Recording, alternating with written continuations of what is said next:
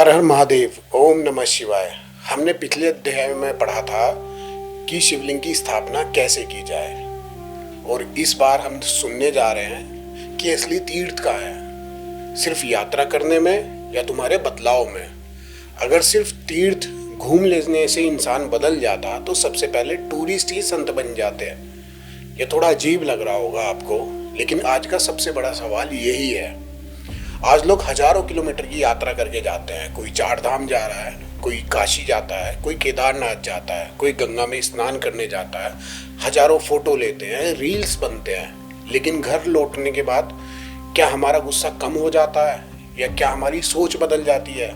क्या हम पहले से ज़्यादा ईमानदार, दयालु और विनम्र बन जाते हैं? अगर आपका जवाब नहीं है तो शायद हमारी तीर्थ यात्रा अभी पूरी नहीं हुई है।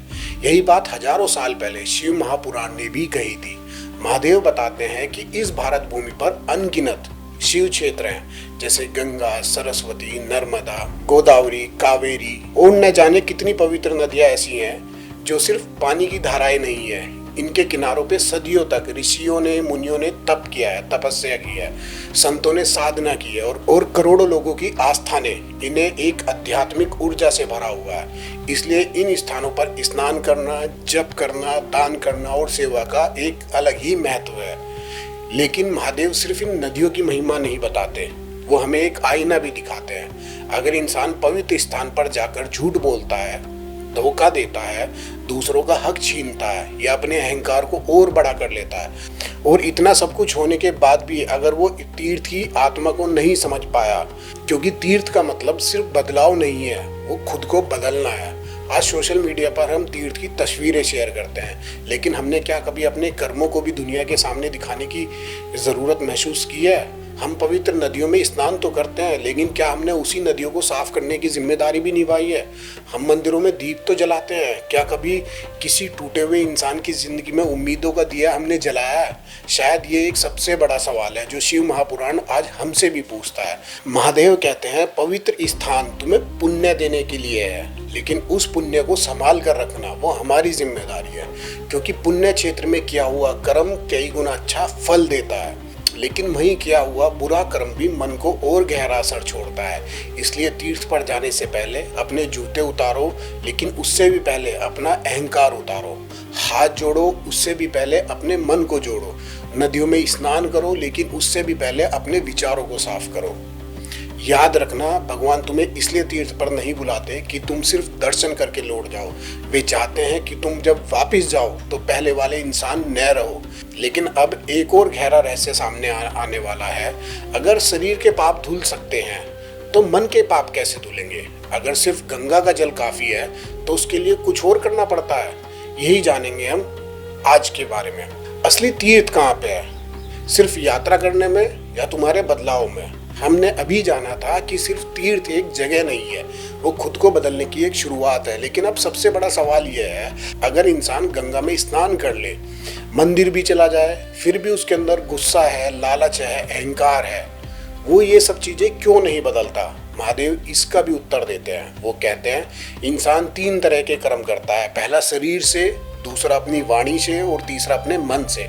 शरीर से की हुई गलती कभी भी सुधर सकती है, लेकिन बोले हुए कठोर शब्द वो माफी मांगकर, सॉरी बोलकर भी सुधारे जा सकते हैं। लेकिन मन में छिपी नफरत, ईर्ष्या, अहंकार, लालच और गुस्सा वो सबसे बड़े और गहरे पाप बन जाते हैं, क्योंकि उन्हें कोई देख नहीं पाता, सिर्फ भगवान देखते हैं। और आज की दुनिया भी यही कर रही है।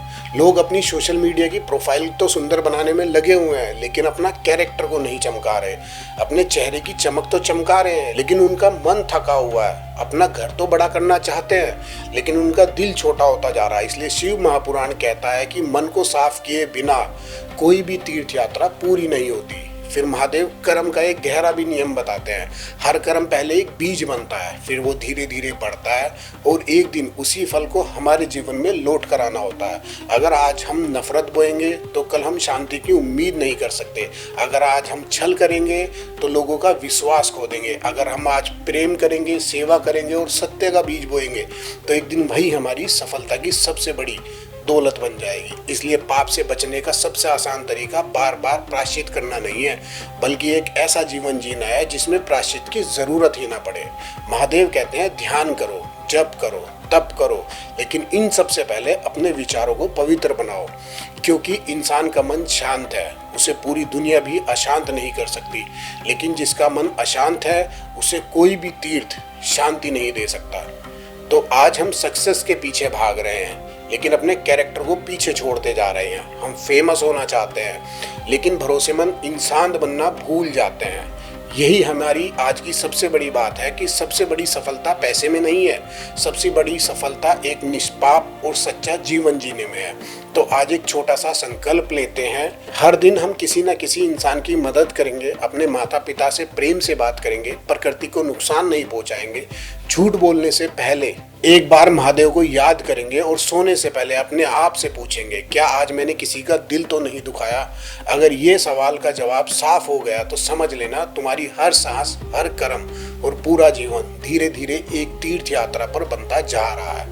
यही आज का सबसे बड़ा अध्याय है। तो आज असली तीर्थ कहाँ पर है? आज असली तीर्थ वहाँ पर है जहाँ इंसान का मन, उसके विचार, उसके कर्म पवित्र हो जाते हैं। और शायद जिस दिन हम सब ये समझ जाएंगे, उस दिन भगवान को ढूंढने की हमें दुनिया भर भटकना नहीं पड़ेगा, क्योंकि महादेव वहीं मिलेंगे जहाँ हमारा मन सच्चा होगा।